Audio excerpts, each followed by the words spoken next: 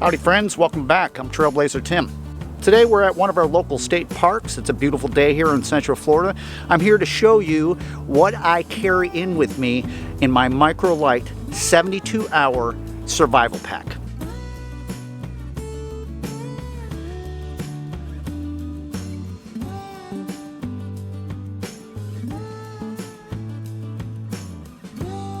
Now some of you guys might get a little chuckle out of it. Yes, you heard me right. 72 hours, that's 3 days. In a little pack like that, how can you do it? I'm going to show you how. Now y'all seen me a whole bunch of times hiking in with that little Magellan outdoor day pack and stuff, mainly for little videos and projects and stuff, but I have turned this little guy, as well as my other little side pouch, into the ultimate Lite 72-hour survival pack. Now y'all just saw me hike in here with my Magellan outdoor day pack, not to mention my little side mounted Colorado bushcraft wax canvas pouch that mounts to my belt. I'm going to show you all the goodies inside of there, and that's another gift that I got from Dominic Minichetti. Alright, so before we open up our little bags and see all the goodies inside, we are working with a scenario of Lite 72-hour survival. Means I'm not bringing any water in. Only thing I have to survive on besides foraging or maybe finding a stream where I can fish or trap an animal is what's inside that bag. Could you do it? Well, could you? Now you heard me just say, no water was brought in with me. This is Lite survival. But I am familiar with this particular part of the forest, and I know about 1.5 miles east from here, there is a river and a stream where I can harvest water and purify it from there. Y'all heard me do a great deal of talk about survival. The pack that I brought in here is going to cover shelter, water, as well as food. And here's how I do it. All right, time to open up our day pack and see what we're working with. First thing we're worried about is shelter. Well, we got that covered. Right there is our little rainfi that you've been seeing me make all my tarp shelters with. Inside is paracord, as well as stakes and all that good stuff. And I have lots of shelters that I can make with one of these guys. So shelter is taken care of. All right, so next we're going to move on to our second small side pack that we brought with us, Colorado Bushcraft. Great gear. Let's see what we have inside. Remember, we got shelter covered. Always bring a good pair of gloves.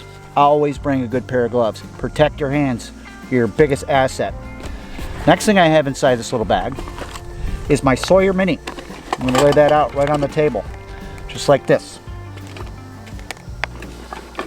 Remember I talked about that creek being out about 1.5 miles east? Yeah. So if I was going to go do this, we'd be hiking out about 1.5 miles, so I had a close water source going on. Next thing that we have in here is a full fire starting kit. All kinds of goodies inside of here. We'll show you in just a minute. Not to mention, I had some choices I had to make when it comes to what kind of container or utensil I'm going to use for cooking. And I could not resist my trusty canteen cup.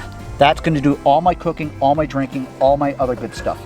Not to mention the lid, as well as my Yuko spoon and fork. All right, so let's see what else we have in our day pack here. I brought a grocery bag because we want to make sure not to leave any trash. Doesn't take up any room whatsoever. Of course, something to cook on. My little Uberleben foldable camp stove. Beautiful. This is what we're going to be able to cook all our meals and all that good stuff with. Not to mention on my side pack, as you can see, I've got tinder with me, as well as a couple little Black and Mild cigars, number 72 hours, as well as my knife. Is my knife sitting right there? Okay, and I believe somewhere down in here as well, I've got a spare ferro rod. On with the best of the goodies. All right, so we got our shelter covered. We've got our water purifying covered. We also have fire making and a little stove covered as well. What else could we ask for? How about some food? No problem, I've got that covered. Let's start with a small bottom pouch. First thing we're gonna do is pull out a bag, which I brought a nice little sizable amount of crackers or biscuits. All right, Those are going to go a long ways in a pinch. Now I packed this in mind of an MRE. But MREs are big and they're bulky and they take up a lot of room. I'm going to show you how I made my ultimate little 72-hour homemade do-it-yourself MRE. We're going to start with a little accessory kit. Look at that. We'll get back to that. I'll show you.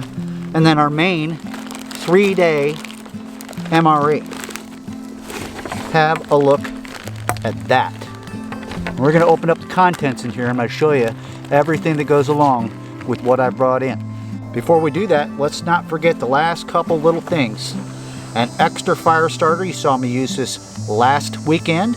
My little micro bushcraft fire from Dominic Minichetti. Also a product, I believe, of Colorado Bushcraft.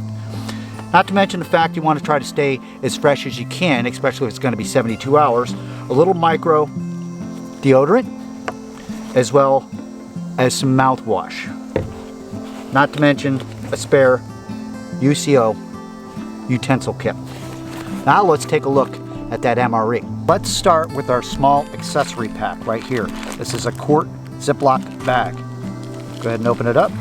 First thing I'm going to pull out of here, look at that. A way to wipe my butt when I have to go to the bathroom. Some Kleenex. Next on the list we brought with us, ooh, peanut butter in a packet. I believe I have more of that, but we're going to move on.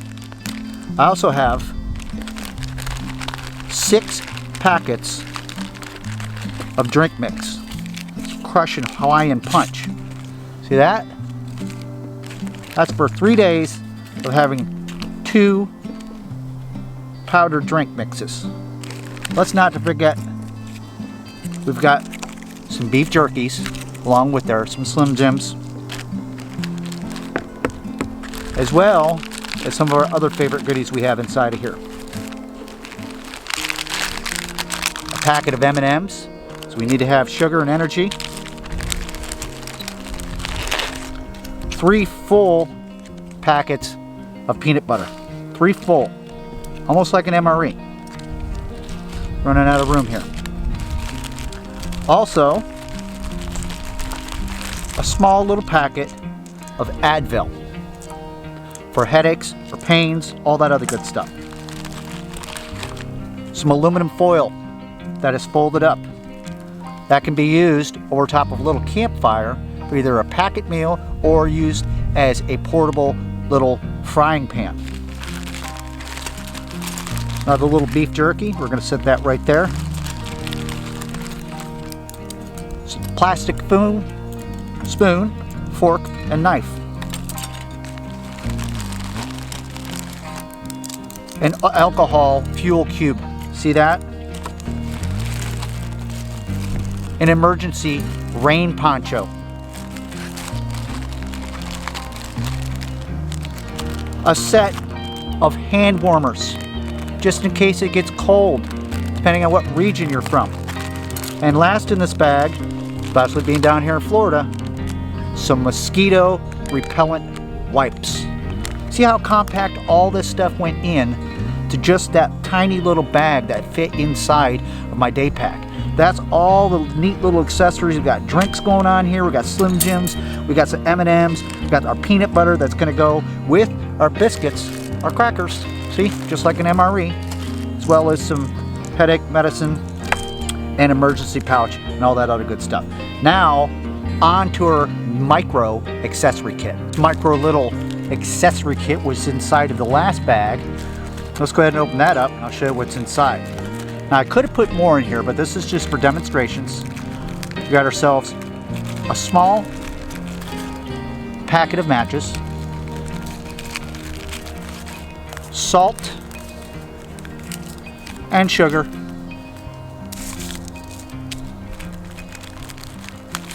tea,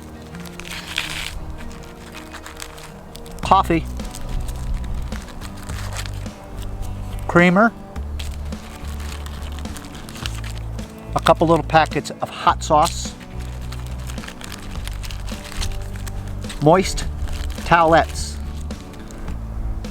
and last in this little bag is ham flavored concentrate, something I could flavor up and possibly make a little broth if that's what I wanted to do, or season up some of my other food.